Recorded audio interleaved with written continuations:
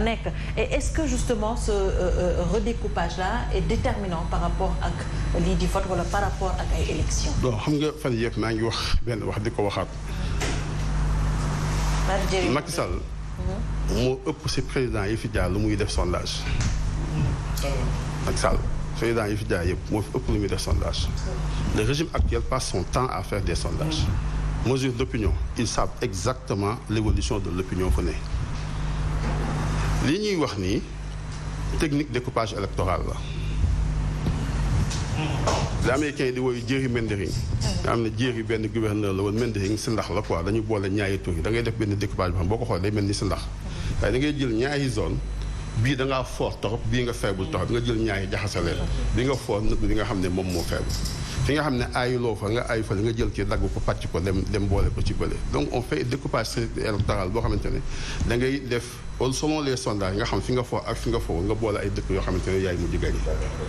La deuxième chose mooy y a des conflits xam nga wax nañ fi benn instant ne Dakar sax mën nañu ko séddale ñaar parce que am nga ñaari leaders yu nekk Dakar boo leen boolee du ñu ànd dañoo nar a tas sa parti nga xëy sa ba nga jël Dakar def ko deux ku nekk nga ne ko kaay jël benn sa wet donc c'est ça en fait le problème que nous avons et c'est le problème que nous avons toujours eu def nañ fi ay nit ñu def ay temps Assemblée nationale ñu am ay problème investiture mu am ñu meex ñu ne noo grave kaay ñu defal leen Sénat jël ñenn ñu yóbbu Sénat ñu def fa tey nga ñëw meex ñu ñëw jël benn affaire ne waa kaay comme loolu la nañu créé ay communes yu bees jël ci jox ki jël ki jox ki jël ki jox ki alors que le pays ne peut pas fonctionner sur cette base là il faut que benn instant ñun ñëpp ñu capable de maturité politique et c'est ça que nous ne savons pas faire nous autres les hommes politiques sénégalais c'est-à-dire que tey li ñuy reproché Ablaye Bathily moom moo ko wax boo demee lire programme yoonu yokkute bu Macky Sall li Ablaye Bathily di wax moo nekk ci programme yoonu yokkute waaye bi Macky Sall yegg ci pouvoir dafa jël lépp jël fa la teg ci suuf et c'est pour ça que je dis ak ma frère li wax dëgg la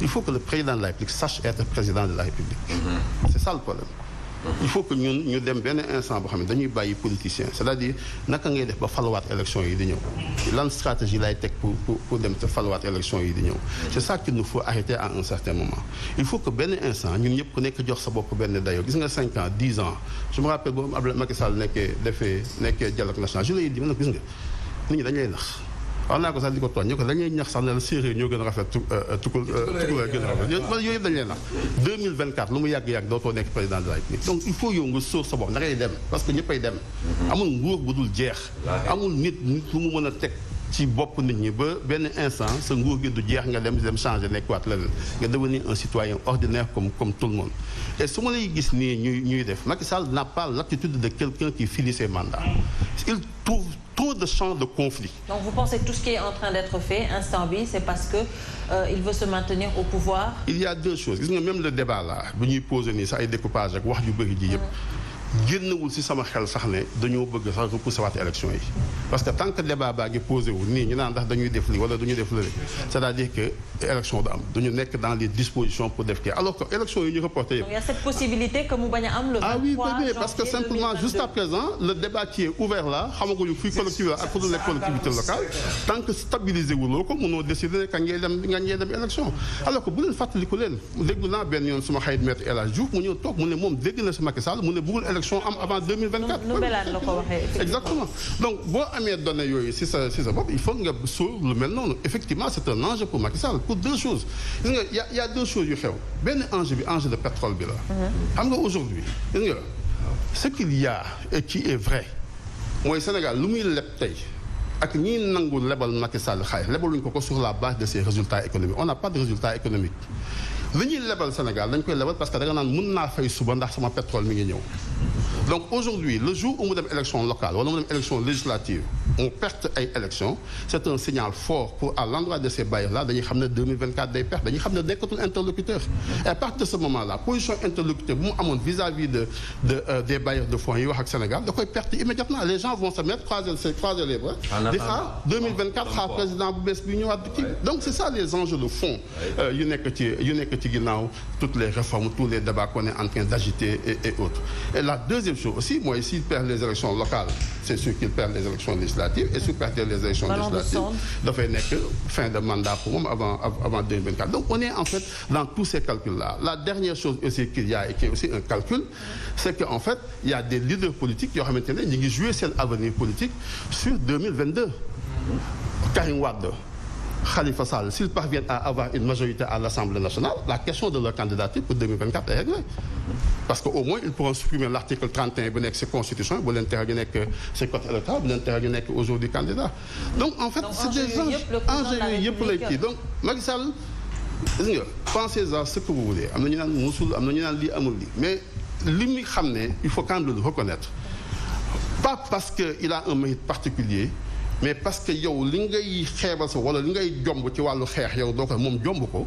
Macky Sall est un fin stratège pour xeex adversaire politique am. Ça c'est la vérité parce que fii Cheikh Omar naan lii dama ko def parce que principe moom yoonam nekkul ci loolu. mais Moussa, le fait de manquer d'éthique pour faire certaines choses, est-ce que c'est être fin stratège? Parce qu'en réalité, qu'est-ce que Macky Sall a fait et que n'importe qui n'aurait pas pu faire s'il avait le palais, les milliards manqués d'éthique?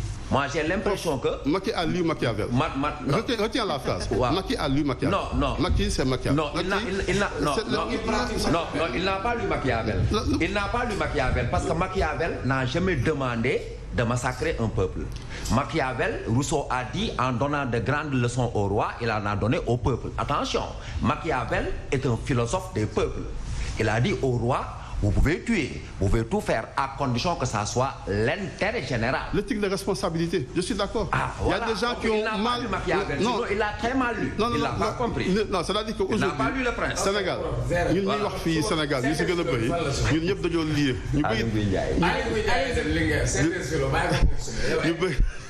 ñu bëri effectivement dañu lire Machiavel mais ils l'ont lu à contre-sens. C'est la vérité. C'est-à-dire il y a beaucoup de phrases d'ailleurs qu'on sort. Bon, mais quand tu fais l'histoire des œuvres, da ngay rendre compte en fait c'est pas ce que Machiavel dit. La fin justifie les moyens et autres. Tout ça c'est pas ça. Mais il y a une compréhension tronquée des idées de Machiavel. yoo xamante ne ñu bëri effectivement loolu la ñu jàppandu lu nem ko def mais c'est-à-dire que niveau bi nga xam ne fa la Macky Sall nekk en terme de mën a tëj sa xay démb ko nga xam ne yéen doon ànd ngeen di waxtaan nga naan ko doomu bàyyi nga ñëw def ci biir c'est-à-dire damay wax nit ñi souvent damay wax nit ñi man ne gis nga bu àdduna normaloon rek Macky Sall bu meloon nu mu war a mel c'est-à-dire ku nekk wax na mën a tëj doomu Ablaye Wade waxuma ne wax ñu tëj doomu Ablaye Wade de waaye du Macky Sall moo war a tëj doomu Ablaye Wade sauf lui donc mais gis ngeen niveau de sécheresse bu mu mën a toll pour mën a def benn affaire c'est-à-dire que keneen amul donc c'est pas une question de finesse c'est un manque d'éthique rek amul benn finesse politique alors léegi si vous permettez dama bu afa am ku ma ko bëgg naa wax en cette période l'emprisonnement de Karim Wade a été une demande sociale avec la mise en place de la CREI. Donc c'est une chose aussi. Pas sur l'emprisonnement, mais reddition des comptes. Oui, mais attendez. Et même la CREI, les gens ont décrié. Attendez, amul kenn. Il y a eu toute une liste. Tout ce qui était y compris moi, y compris Moussa, amul woon kenn koo xamante ni ne et c'était pas pour l'emprisonnement de Karim Wade. Non, attends rek ma wax la kii attends c'est-à-dire que ce qui devait combattre d'abord en premier lieu c'est cette juridiction d'exception qui est la CREI. bi ñu mettre en place la CREI ñun ñëpp ñu xamandoo CREI la moo ko tax a jóg ñun ñëpp dañu waroon taxaw xeex alors que ñun c'est ça notre problème c'est-à-dire dañuy xëy fal nit bu ñu ko falee ñu ne bàyyi leen ko mu liggéey. même bu jël ay mesures impopulaires. parfois on le laisse faire. c'est ce qui est arrivé aujourd'hui à l'emprisonnement de Khalifa Sall. mentalité boobu mooy c'est-à-dire que loolu aussi.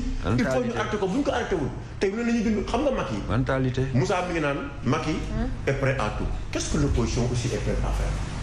En 2012, en 2009, pas Mata. Après en 2009, il y avait une unité métallurgique de l'opposition pour faire face à Macky. Quand les gens savent que Khalifa Sall moo mën a nekk fii dañ ko fa bàyyi bu ñu xamee ne keneen moo mën daaw comment Mame Yaa moo mën a nekk Tëngéej dañ ko fa yóbbu bu ñu xamee ne diw moo mën a nekk Pikine kii moo nekk Guédiawaye dañ ko fa yóbbu keneen ak keneen mais aujourd'hui Macky est en l'aise de faire ce qu'il veut par rapport au fichier électoral il fait ce qu'il veut. Par rapport à autre, même par rapport à l'élection des maires xam nga ne ils vont changer parce que dañu waxoon liste boo nekkee arrondissement mënutoo nekk ville mais ils sont en train de changer ça. quel est aujourd'hui ça c'est dangereux par contre.